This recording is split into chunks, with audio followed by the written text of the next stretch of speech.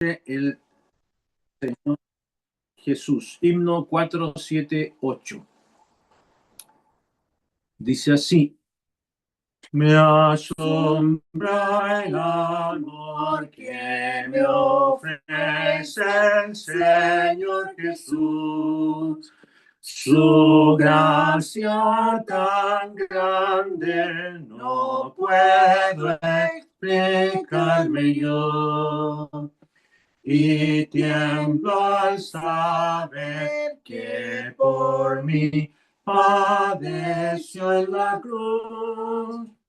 Por mi pecador vil su sangre preciosa dio. ¡Qué maravilla es que Él me amara así, hasta morir por mí! ¡Qué maravilla es! Él murió por mí. Pensar que del trono divino Jesús bajó, mi alma rebelde y altiva para buscar, y que le extendió hacia mí su insondable amor, que puede salvar, redimir y justificar. ¡Qué maravilla es que Él me amara así, hasta morir por mí! ¡Qué maravilla es! Él murió por mí. Sus manos heridas mi deuda pagaron, sí. Tal misericordia y amor no olvidar podré. Oh, no, sin cesar yo le alabo y adoro aquí, hasta que la gloria me arroje a sus santos pies.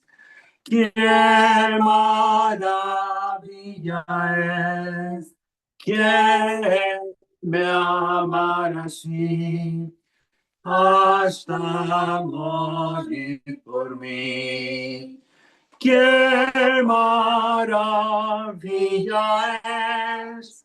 Él murió por mí. Muy bien, vamos a leer en el libro de Hebreos, capítulo 4. Vamos a terminar este capítulo con el último versículo que aparece ahí, Hebreos 4, 16. Dice la palabra de Dios en Hebreos 4, 16. Acerquémonos, pues, confiadamente al trono de la gracia para alcanzar misericordia y hallar gracia para el oportuno socorro. Aquí está este pasaje de las Escrituras donde el Espíritu Santo termina en el capítulo 4 enviando este mensaje para todos los que en esta tarde estamos conectados. Acerquémonos confiadamente. Esto es un mandato, es un imperativo. El verbo está en modo imperativo, un mandato. Una invitación para el creyente que dice tener al Señor como su Salvador. Y esto es porque solo los que son salvos, lavados de sus pecados, pueden acercarse. Los que no son del Señor no se acercan. Las personas que viven en sus pecados se esconden de la luz. No les gusta que la Biblia o que Dios les hable y le muestre su pecado. Por eso dijo el Señor, hablando de estas tinieblas en las cuales estamos tan acostumbrados a vivir, y que posiblemente con nosotros puede que alguien esté en esta condición. La Biblia dice, porque todo aquel que hace lo malo aborrece la luz y no viene a la luz para que sus obras no sean reprendidas. Y Dios, según estoy leyendo en Juan, Dios es luz. Eso dice Primera de Juan. Dios es luz. El que anda en tinieblas no viene a la luz. Mas el que practica la verdad viene a la luz para que sea manifiesto que sus obras son hechas en Dios. Entonces, el que no es salvo no se acerca. Este mandamiento solamente lo puede responder el que es del Señor. Los que son del Señor no se acercan. Le tienen miedo a Dios, pues lo ven como un juez. No tienen paz para con Dios. Son como aquel siervo malo y negligente que nos cuenta Lucas. ¿Se acuerdan ustedes cuando el Señor entregó minas o monedas? Las minas son monedas que el Señor entrega para que la administren 3 hombres. Y uno de ellos viene con la mina, con la moneda escondida en un pañuelo y dice, tuve miedo de ti, por cuanto eres hombre severo que tomas lo que no pusiste y ciegas lo que no sembraste. Entonces él le dijo, mal siervo, por tu propia boca te juzgo. Tú dices que yo era hombre severo, que tomo lo que puse y que ciego lo que no sembré. ¿Por qué pues no pusiste mi dinero en el banco para que al volver yo lo hubiese recibido con los intereses? Y en esa parábola que el Señor cuenta de las minas, aparece este siervo malo, una persona que no es del Señor, que le tiene miedo a Dios, no se acerca. Ahora, Dios no tiene ninguna obligación de bendecir a nadie. Y Él bendice, hace salir el sol y hace llover sobre justos e injustos. ¿Y por qué bendice a la gente? Porque Dios es un Dios lleno de amor y de misericordia. Y solo quienes se dan cuenta de su necesidad como pecadores se acercan a Dios. De ese montón de personas a las cuales Dios bendice diariamente, solamente los verdaderos creyentes se acercan a Dios. Y esta noche yo le quiero preguntar a usted, ¿usted se acerca a Dios? La palabra de Dios dice, Santiago 4:8, dice, acercaos a Dios y Él se acercará a vosotros. Pecadores, limpiad las manos y vosotros los de doble ánimo, purificad vuestros corazones. Entonces es muy importante acercarse a Dios. Este mandamiento que tenemos aquí en Hebreos 4:16 es muy importante. Dios sabe la gran necesidad que existe en cada uno de nosotros. Y aquel que ha sido salvado aún está en peligro. Y ahora me dirijo a quienes decimos ser creyentes. Lo vuelvo a repetir, hermanos, el que dice ser creyente, salvado de la condenación eterna, aún está en peligro. El libro de Hebreos es un libro que nos habla de los peligros que hay en la vida cristiana.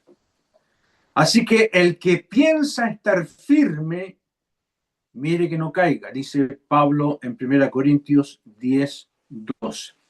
No porque haya el peligro de perder la salvación, no, la salvación no se pierde. El peligro es arruinar la vida por la presencia del pecado.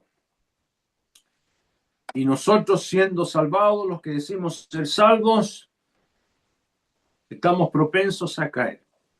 El apóstol Pablo decía que él golpeaba su cuerpo y lo ponía en sujeción, en servidumbre. No sea que, habiendo sido heraldo para otros, yo mismo venga a ser eliminado. Entonces, frente a esta gran necesidad que tenemos, el libro de Hebreos nos dice que hay un sacerdote que necesitamos. Y usted nunca se va a dar cuenta de la necesidad de un sacerdote hasta que lea el libro de Hebreos. Yo ahora que leí el libro de Hebreos, lo estoy estudiando, llevo más de 2 años en esto, me doy cuenta de la tremenda necesidad de tener al Señor como mi sacerdote. Cada pecador no solo necesita un redentor, necesita un sacerdote que nos brinde ayuda todos los días. Por eso aquí el verso 15, aquí en Hebreos 4:15, donde leímos, el verso anterior dice, porque no tenemos un sumo sacerdote que no pueda compadecerse de nuestras debilidades, sino uno que fue tentado en todo según nuestra semejanza, pero sin pecado. Y él es el gran sacerdote. La palabra sumo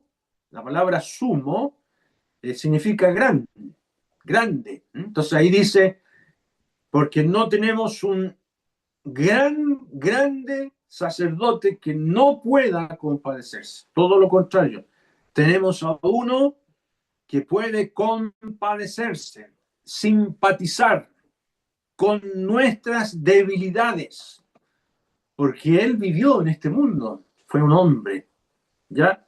Estuvo acá. Y este sacerdote del cual usted como yo necesitamos no es cualquiera.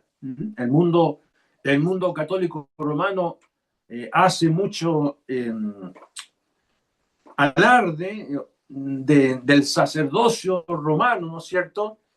Y la gente realmente acude a esta religión tan grande buscando la asesoría de sacerdotes. No, ese sacerdocio no es el que aparece en el libro de Hebreos. El sacerdocio del Señor es uno que es rey y además es sacerdote. Es uno que ha vencido al pecado y que conoce mis debilidades porque él fue hombre. ¿Ya? Aquí en el capítulo 2 del libro de Hebreos nos dice en el versículo número 16, porque ciertamente no socorrió Dios a los ángeles, sino que socorrió a la descendencia de Abraham. La descendencia de Abraham son los judíos, por lo cual debía ser en todo semejante a sus hermanos, para venir a ser misericordioso y fiel sumo sacerdote en lo que a Dios se refiere, para expiar los pecados del pueblo. Pues en cuanto él mismo padeció siendo tentado, es poderoso para socorrer a los que son tentados. Él fue 100% hombre, él tomó una naturaleza humana semejante a sus hermanos para venir a ser misericordioso y fiel sumo sacerdote. Y este gran sacerdote además es un rey. Mire lo que dice el capítulo 1 de Hebreos, en el verso número 3, dice, el cual, el Señor, siendo el resplandor de su gloria, eso significa que Él es Dios, y la imagen misma de su sustancia, de su esencia. El Señor Jesucristo tiene estos atributos. Es el resplandor de su gloria y es la imagen misma de su sustancia. Y quien sustenta todas las cosas con la palabra de su poder, habiendo efectuado la purificación de nuestros pecados por medio de sí mismo, como sacerdote, el sacerdote ofrecía los sacrificios y ahora él es la víctima y el sacerdote. Él se ofreció como cordero. Habiendo efectuado la purificación de nuestros pecados por medio de sí mismo, se sentó a la diestra de la majestad de las alturas. Y eso que se sentó significa que es un rey. Los reyes están sentados en su trono de majestad. Él está sentado en su trono y se levanta para servirnos como sacerdote. No hay ninguno que pueda hacer esto. Hubo una vez un rey que quiso ser sacerdote, el hermoso rey Usías. Se le pasó por la cabeza, se le subieron los humos a la cabeza y siendo rey, quiso también ser sumo sacerdote y quería entrar con incienso al lugar santísimo y lo detuvieron los sacerdotes y se enojó y le brotó la lepra en su rostro y vivió leproso todo el resto de su vida en una casa apartada. Eso le puede pasar a un creyente, que se le suban los humos a la cabeza y se retire enojado de que hay cosas que no le gustan y vivir siempre así el resto de su vida marginado. Tristemente sí. Bueno, el Señor Jesucristo, no ha fallado. Él está sentado en su trono y se levanta para servirnos como sacerdote. Y es el mediador. Es el mediador indicado y el que necesitamos nosotros, los hijos de Dios. Por eso Pablo, cuando escribe 1 Timoteo, capítulo 2, versículos 5 y 6, dice allí, porque hay un solo Dios y un solo mediador entre Dios y los hombres, Jesucristo hombre. Él es el sacerdote. Esto de mediador es el oficio de un sacerdote. El sacerdote salía del lugar santo y eran muy buenas noticias para todo el pueblo porque el sacrificio y la sangre que él llevó adentro fue aceptada. Y el sacerdote hacía el sacrificio. Él es el mediador, el cual se dio a sí mismo, dice aquí en 1 Timoteo 2:6, en rescate por todos, no solo por algunos, por todos, de lo cual se dio testimonio a su debido tiempo. ¿Ya? Ahora, el autor, como leímos aquí en Hebreos 4:16, nos dice, acerquémonos pues confiadamente al trono de la gracia para alcanzar misericordia y hallar gracia para el oportuno socorro. ¿Qué es el trono de la gracia? Y vamos a ocupar tiempo para descubrir qué es lo que es este trono de gracia o de la gracia, para alcanzar misericordia y hallar gracia. Y aquí hay un orden. Fíjese, ¿para qué está el trono de la gracia? Número 1, para alcanzar misericordia y hallar gracia. Y ese orden no se puede alterar. Primero necesitamos la misericordia y después la gracia. No se puede obtener gracia si primero no recibimos la misericordia de Dios. Entonces vamos a ver qué es lo que es la misericordia. ¿Qué es lo que es la misericordia? Viene de un vocablo doble. El vocablo misericordia está compuesto de dos palabras. La primera de ellas es miseria. Y la segunda de ellas es corazón. Miser cordis, así dice el texto griego. que significa poner el corazón en la miseria. Esto es lo que hizo Dios al ver nuestra miseria. ¿Por qué? Porque nacemos en pecados y nacemos esclavos del pecado. Todos. Como está escrito, no hay justo ni a uno, no hay quien entienda, no hay quien busque a Dios. Todos se desviaron, a una se hicieron inútiles, no hay quien haga lo bueno, no hay ni siquiera uno. Y el apóstol aquí en 1 Corintios 3, del verso 10 al 18, describe, hace una radiografía de la miseria en la que nacemos como pecadores. La gran noticia de la misericordia es que mereciendo el castigo de Dios, Dios retiene su castigo. Y ese castigo lo aplica sobre su amado Hijo.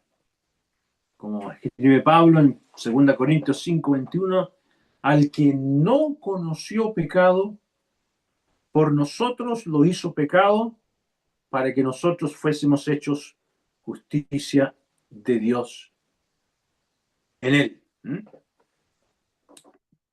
Entonces, en base a esta misericordia es que ahora nosotros podemos ser salvos y escapar de la condenación. La Biblia dice, nos salvó no por obra de justicia que nosotros hubiésemos hecho, sino por su misericordia. Deja que es la misericordia de Dios la que nos salva. También la palabra de Dios dice, bendito, escribe Pedro, bendito el Dios y Padre de nuestro Señor Jesucristo, que según su grande misericordia nos hizo renacer para una esperanza viva. Y vuelve a repetir Pedro en su primera carta, capítulo 2, versículo 10, vosotros que en otro tiempo no erais pueblo, pero que ahora sois pueblo de Dios, que en otro tiempo no habíais alcanzado misericordia, pero ahora habéis alcanzado misericordia. Eso es lo que necesita todo pecador. Lo primero que necesita todo pecador es alcanzar la misericordia de Dios. ¿Y cómo se alcanza la misericordia de Dios? Reconociendo que uno es un pecador mísero, necesitado, tal como esos ciegos que vinieron clamando por misericordia. Me llama mucho la atención esos dos ciegos en Mateo 20, en el verso número 30, dos ciegos que estaban sentados junto al camino. Cuando oyeron que Jesús pasaba, clamaron diciendo, Señor, Hijo de David, ten misericordia de nosotros. Y la gente los reprendía para que callasen, pero ellos clamaban más diciendo, Señor, Hijo de David, ten misericordia de nosotros. Y el Señor se detiene, los llama y les dice, ¿qué queréis que os haga? Ellos dijeron, Señor, que sean abiertos nuestros ojos. Entonces Jesús, compadecido, les tocó los ojos y enseguida recibieron la vista y le siguieron. ¿Por qué el Señor preguntó, ¿qué queréis que os haga? ¿No está de más esa pregunta si son ciegos? Y ellos respondieron, Señor, que recobremos la vista, que sean abiertos nuestros ojos. ¿Saben? Si ellos hubiesen pedido dinero o cualquier otra cosa, el Señor no los habría sanado. Ellos primero querían ver al Señor para seguir al Señor y andar en el camino del Señor. Les siguieron. Entonces, si usted todavía no tiene la misericordia salvadora de Dios, nunca va a conocer la gracia. La gracia.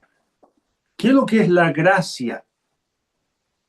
Es lo que continúa para el que ha recibido la misericordia de Dios. Son los privilegios y favores divinos para sus hijos. El vocablo gracia significa favor. Entonces podemos decir hasta aquí que la misericordia evita el castigo que merecemos y la gracia nos da un favor que no merecemos para enriquecernos. En ambos casos, como para la misericordia, como para la gracia, Dios es rico, multimillonario. Como dice Pablo en Efesios 1:7, en quien tenemos redención por su sangre, el perdón de pecados según las riquezas de su gracia. Es qué maravilloso la escritura de Pablo. Él habla de las riquezas de su gracia. Hermanos amados, para nosotros los creyentes hay un océano de gracia. Y además, dice Efesios 2:4, pero Dios que es rico en misericordia, por su gran amor con que nos amó. ¿Ya? Ahora, dejando claro esto, que primero necesitamos la misericordia para que conozcamos la gracia de Dios. Entonces, ¿qué es el trono de la gracia? Que tenemos aquí en Hebreos 4:16. Lo primero que vamos a decir que el trono de la gracia es uno levantado por el amor y la bondad de Dios. Y ese trono nunca antes había existido. Antes era un trono de un juez airado, enojado contra el pecado. Como dice el Salmo 7, versículo 11, Dios es juez justo, Dios está airado contra el impío todos los días. Si no se arrepiente, él afilará su espada, armado tiene ya su arco y lo ha preparado. Ahí está Dios sentado como un juez airado por el pecado. Ahora no. Toda la humanidad merecía esa ira de Dios. Como dice también el Salmo 85, en el verso 5, dice, ¿estarás enojado contra nosotros para siempre? ¿Extenderás tu ira de generación en generación? ¿No volverás a darnos vida para que tu pueblo se regocije en ti? Y el verso 10 dice, la misericordia y la verdad se encontraron, la justicia y la paz se besaron. Y tiene que ver con la venida de Cristo, donde ahora ese trono es un trono que hay amor y que está sentado ahí un Dios vestido de bondad y de amor. Y el Señor ha levantado ese trono, porque Él se sentó a la diestra de Dios en la majestad de las alturas. Ahora hay gracia que viene de ese trono como un río. Y el que venga a este trono puede encontrar esa gracia infinita.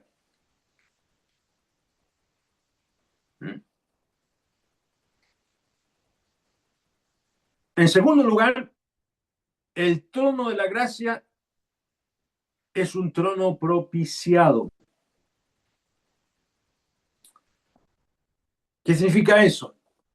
Que la justicia de Dios ha sido satisfecha, que la ira de Dios ha sido apaciguada. ¿Y cómo se logró eso? Por la obra del Señor Jesucristo. Hebreos 9:26 dice: de otra manera, le hubiera sido necesario padecer muchas veces desde el principio del mundo, pero ahora en la consumación de los siglos se presentó una vez para siempre por el sacrificio de sí mismo para quitar de en medio el pecado. El Señor ha quitado de los ojos de su Padre el pecado. Dios está apaciguado.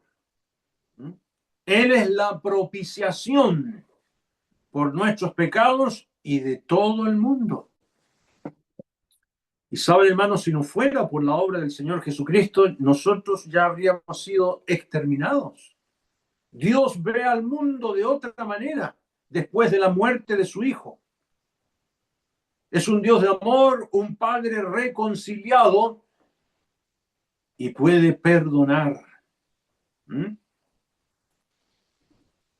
a cualquier pecador que venga a Él por fe. Palabra fiel y digna de ser recibida por todos, que Cristo Jesús vino al mundo para salvar a los pecadores, de los cuales yo soy el primero, dijo Pablo.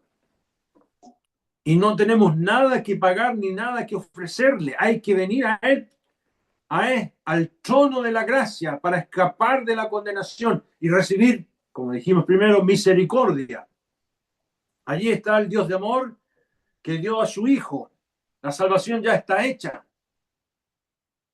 Porque, ¿qué podríamos ofrecer nosotros a cambio de la salvación?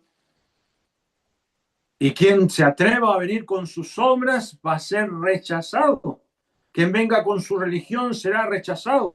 La única manera de venir a Dios es como vino ese leproso que nos narra el Evangelio de Lucas, capítulo 5, versículo 12. Se presentó un hombre lleno de lepra, el cual viendo a Jesús se postró con el rostro en tierra y le rogó diciendo: Señor, si quieres puedes limpiarme. Entonces, extendiendo él la mano, le tocó diciendo: quiero, sé limpio. Y al instante la lepra se fue de él. Así se puede obtener la misericordia. Ahora, para nosotros los creyentes, nosotros debemos frecuentar este trono de amor, este trono reconciliado, porque allí está el abogado de la propiciación. En primera de Juan, capítulo número 2, dice el versículo 1: hijitos míos, estas cosas os escribo para que no pequéis. Y si alguno hubiere pecado, abogado tenemos para con el Padre, a Jesucristo el justo. Y Él es la propiciación por nuestros pecados, y no solamente por los nuestros, sino también por los de todo el mundo. Él es la propiciación, la víctima que fue entregada por nuestros pecados. Él es el sacrificio, dice otra traducción, por el perdón de nuestros pecados, y no solo los nuestros, sino los de todo el mundo. Y la idea de propiciación es la idea de que hay uno que murió en lugar del culpable. Ha hecho propicio el lugar donde Cristo murió, ha hecho propicio el perdón en la cruz del Calvario. De manera que todo está cancelado y pagado para el creyente. Solamente el creyente en Cristo puede venir a este trono de la gracia, seguro de que va a ser bien recibido. Pablo dice en Romanos 8:31: ¿qué pues diremos? Si Dios es por nosotros, ¿quién contra nosotros? El que no escatimó, el que no reservó, eso significa escatimar, reservar, guardar. El que no escatimó ni a su propio Hijo, sino que lo entregó por todos nosotros, ¿cómo no nos dará también con Él todas las cosas? ¿Quién acusará a los escogidos de Dios? Dios es el que justifica. ¿Quién es el que condenará? Cristo es el que murió, más aún el que también está, el que también resucitó, el que además está a la diestra de Dios, el que también intercede por nosotros. ¿Quién nos separará del amor de Cristo? ¿Tribulación o angustia o persecución o hambre o desnudez o peligro, espada? Nada, absolutamente nada puede privarnos de nuestra relación como hijos de Dios. En tercer lugar, amigos y hermanos, este trono de la gracia es el trono de un rey. El trono del grandioso monarca del universo. Ya leímos aquí en Hebreos, en el capítulo número 1, en el versículo número 3, dice ahí, quien sustenta todas las cosas con la palabra de su poder. Desde ese trono, el Señor sostiene el vocablo sostener que se ocupa acá en el versículo número 3, tiene la idea de llevar a un fin, a un propósito. Sostiene significa guiar a un propósito, encauzar a un propósito. Nada, absolutamente nada de lo que sucede aquí en este mundo escapa de este sostenimiento del Señor. Incluso su vida y la mía. Todo lo que nos sucede tiene un propósito. Él sostiene todas las cosas con la palabra de su poder. No solamente mantiene el mundo en un equilibrio que los meteorólogos y los etcétera, etcétera, dicen, bueno, este mundo en cualquier momento se va a terminar, va a estallar. No, nada está al azar. En el norte de Chile hay un observatorio, un telescopio, el más grande del mundo, que está sacando millones y millones de imágenes, y no solamente fotos, sino videos de todo el universo.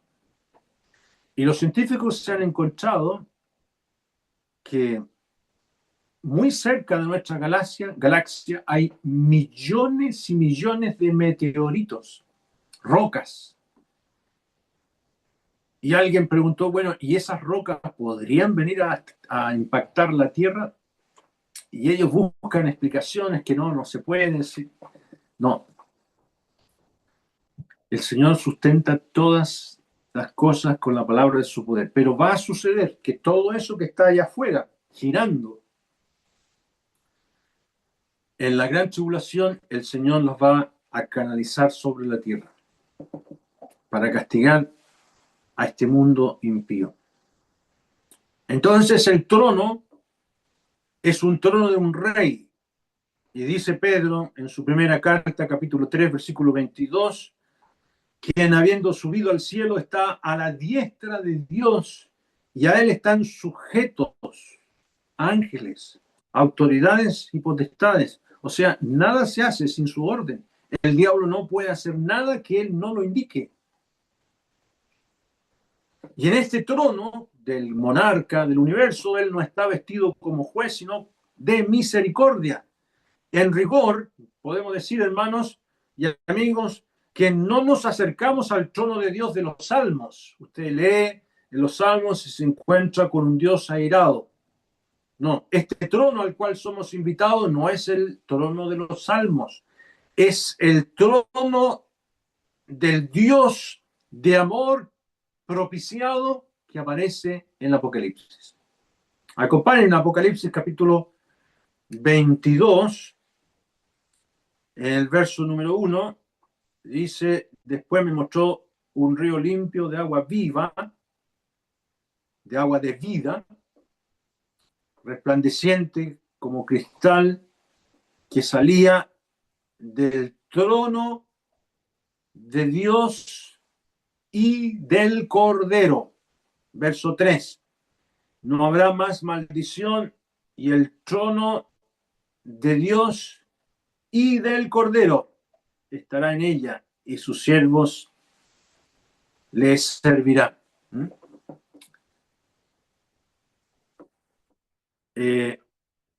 Y la pregunta que tengo, ¿por qué en el libro de Hebreos 5 veces se dice que el Señor se sentó a la diestra del Padre? En el Nuevo Testamento, en todo el Nuevo Testamento aparece 20 veces que Él se sentó a la diestra. 6 veces en los Evangelios, 5 veces en el libro de los Hechos de los Apóstoles, 3 veces en las cartas de Pablo, 5 veces aquí en Hebreos y 1 vez en el libro en Primera de Pedro. ¿Por qué aparece esa expresión? Es en cumplimiento de el Salmo 110. Si quieren me acompañan. El Salmo 110, en el versículo número 1, dice allí: Jehová dijo a mi Señor, siéntate a mi diestra hasta que ponga a tus enemigos por estrado de tus pies. Todas las 20 veces que se cita en el Nuevo Testamento este salmo es para apuntar un título de dignidad del Señor y de honor. La diestra siempre tiene el sentido de poder, de ayuda, de protección, de salvación. Por ejemplo, en el Salmo 118, dice allí, en el Salmo 118, en el versículo 15, voz de júbilo y de salvación hay en las tiendas de los justos, la diestra de Jehová hace proezas. La mano derecha, a eso se refiere, la diestra. También el verso 16, la diestra de Jehová es sublime, la diestra de Jehová hace valentías. Y también la diestra es sinónimo de protección, de ayuda. En Isaías, capítulo número 41, dice el profeta allí, en Isaías 41, versículo número 10, dice: no temas porque yo estoy contigo, no desmayes porque yo soy tu Dios que te esfuerzo, siempre te ayudaré, siempre te sustentaré con la diestra de mi justicia. Y también aparece como sinónimo de salvación. Salmo 138, dice el rey David en el verso 7, si anduviere yo en medio de la angustia, tú me vivificarás. Contra la ira de mis enemigos extenderás tu mano y me salvará tu diestra. ¿Ya? Entonces, cuando la Biblia dice que el Señor se sentó a la diestra del Padre, no significa que físicamente el Señor está a la derecha del Padre. Por ahí vi un dibujo en que está dibujado el Padre y al ladito suyo el Hijo en un trono donde caben los dos. No, es un solo trono. ¿Se fijó lo que leímos en Apocalipsis? ¿Cuántos tronos hay aquí? Pues vamos a Apocalipsis 22:1. Después me mostró un río limpio de agua de vida, resplandeciente como cristal, que salía del trono de Dios y del Cordero. ¿Cuántos tronos hay? Uno solo. Un solo trono. ¿Cuántas personas hay en el trono? 3 personas. El Padre, el Hijo y el Espíritu Santo. Aquí el Espíritu Santo es representado como un río limpio de agua de vida que sale de debajo del trono. Y ahí está Dios y el Cordero. Dios el Padre no se ve porque Él es invisible. Por eso Juan nos dice, a Dios nadie le ha visto jamás. El unigénito del Hijo que está en el seno del Padre, Él le ha dado a conocer. Entonces, cuando usted llega al cielo, ¿a quién va a ver? ¿Va a ver a Dios? Sí, va a ver a Dios, pero en el Hijo. Vamos a ver al Cordero. El Espíritu está representado por este río que sale del trono de Dios, que es una figura usual en el Antiguo Testamento de el poder y la gracia del Espíritu Santo. Como dice Isaías, por ejemplo, yo derramaré aguas sobre el sequedal y ríos sobre la tierra árida. Mi espíritu derramaré sobre tu generación y mi bendición sobre tus renuevos, dice Isaías 44:3. Entonces, el río que aparece aquí es figura del Espíritu Santo. También aparece en el Evangelio de Juan, capítulo 7, en el versículo número 39, donde dice, esto dijo del Espíritu que habían de recibir los que creyesen en él, pues aún no había venido el Espíritu Santo. ¿Qué es lo que dijo el Señor? El que cree en mí, como dice la Escritura, de su interior correrán ríos de agua viva. Entonces, el Espíritu Santo se representa en la Biblia como un río, no como un río torrentoso, sino como el cristal tranquilo, poderoso, diáfano, transparente, una figura del Espíritu Santo. Ahora, para terminar, volvamos a Hebreos, capítulo 4, el versículo 16. ¿Cómo debemos acercarnos al trono de la gracia? Dice aquí, acerquémonos pues confiadamente.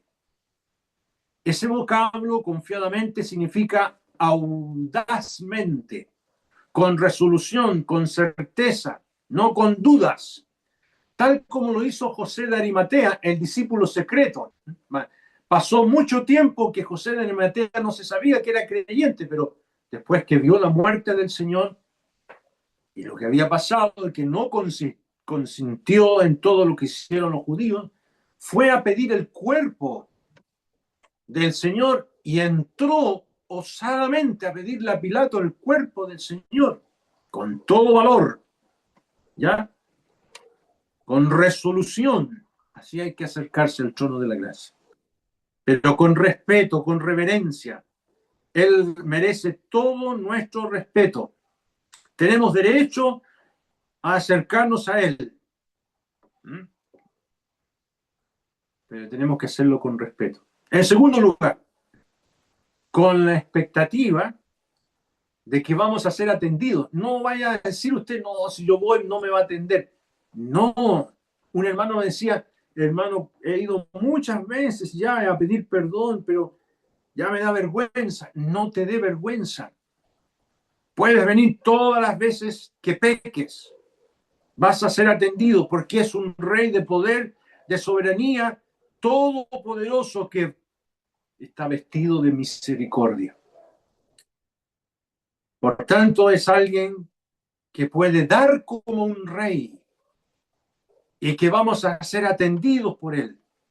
Yo recuerdo cuando la reina Esther se presentó delante de su esposo, que era el rey Asuero, no, Artajerjes.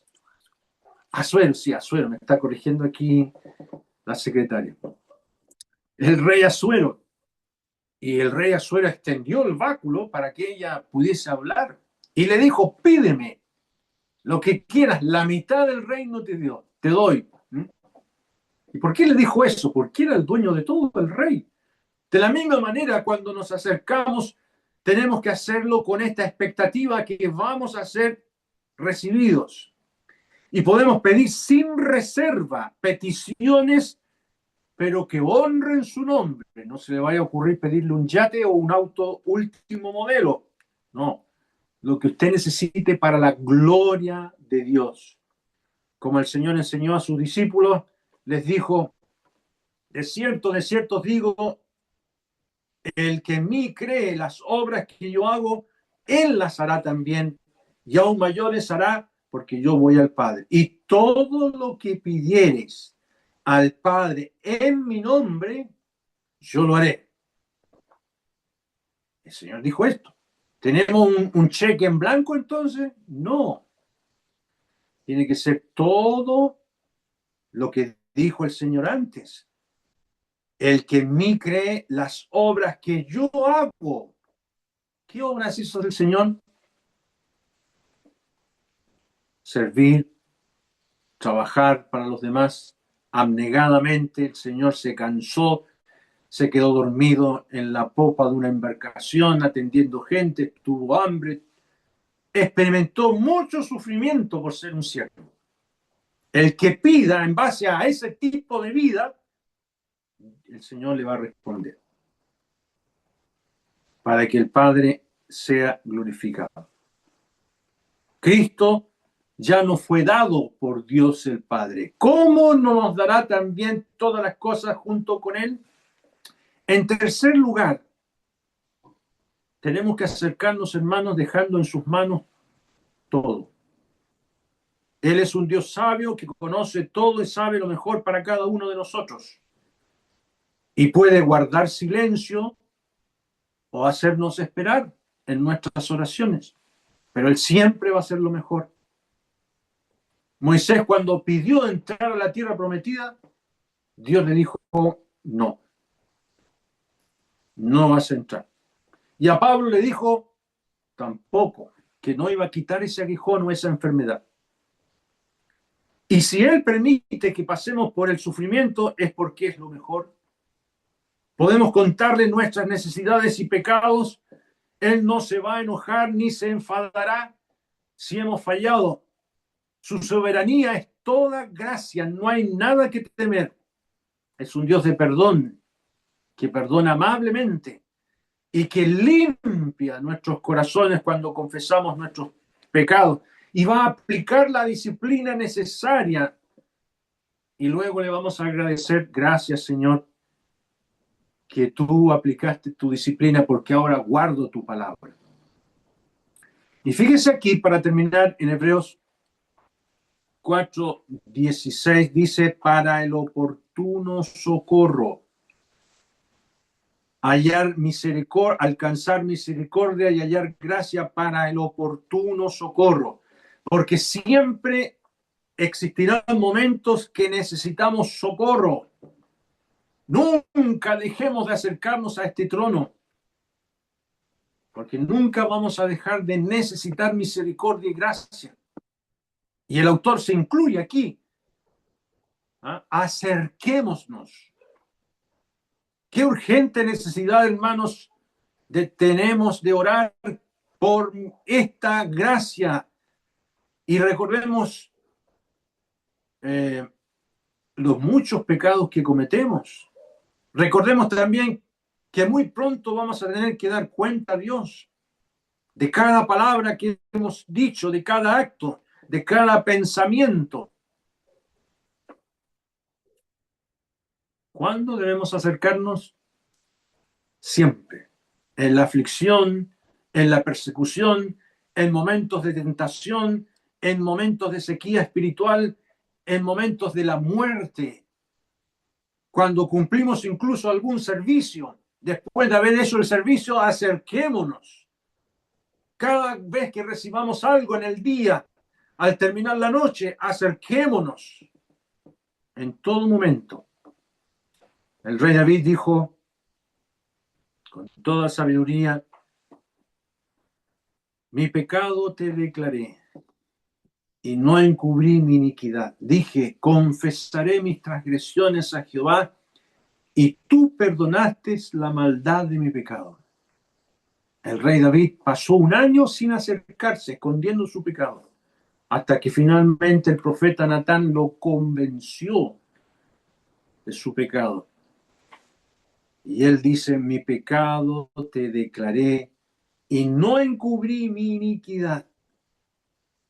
Y el rey David fue perdonado y restaurado. En todo momento necesitamos los creyentes acercarnos al trono de la gracia.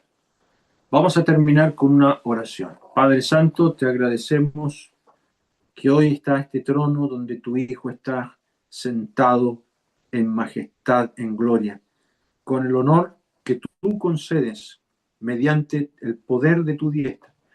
Te damos gracias que nosotros los pecadores hemos recibido esta misericordia y hemos sido salvados y ahora podemos disfrutar de todos tus favores. Ayúdanos a permanecer más cerca de ti. Gracias te damos, dejamos tu palabra en tu presencia, en el nombre del Señor Jesús. Amén. Amén.